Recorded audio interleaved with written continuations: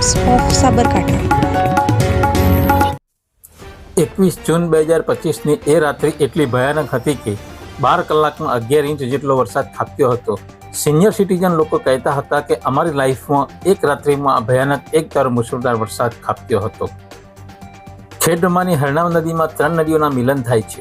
આ હરનાવ નદીમાં મોડી રાત્રિએ પૂર આવ્યું હતું, જેમાં ભીમાક્ષી નદીના પાણીથી કોલેજ સામેના ખેડબ્રહ્મા નગરપાલિકાના વોટરવર્ક્સની દિવાલ મોડી રાત્રિએ ધરાશાયી થતાં નદીના પૂરનું પાણી વોટરવર્ક્સની અંદર ઘૂસી જતાં તમામ મશીનરીઓ તથા મોટરોમાં પાણી અને માટી ઘૂસી જતાં નવા મારવાડા, સુરતી કંપો, ઊંડવા, ભાટ society, Motinagar, Patel society, Prajapat society જેવા વિસ્તારોમાં 10 દિવસ સુધી પાણી બંધ રહેતા ટેન્કરથી પાણી આપવામાં આવ્યું હતું।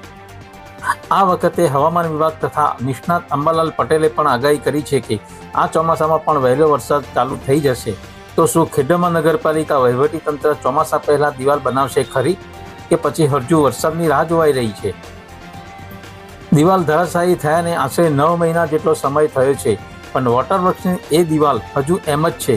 તે દિવાલને આડે માટીના પાળાથી વોટરવર્ક્સને સુરક્ષિત કરાયું છે, તે શું યોગ્ય છે? નગરપાલિકાના વહીવટદારો એસી ચેમ્બરમાંથી બહાર ખેડબ્રહ્મા નગરપાલિકાના જીવાદોરી સમાન વોટરવર્ક્સ પર આવીને જરા ડોક્યુ કરશે ખરા?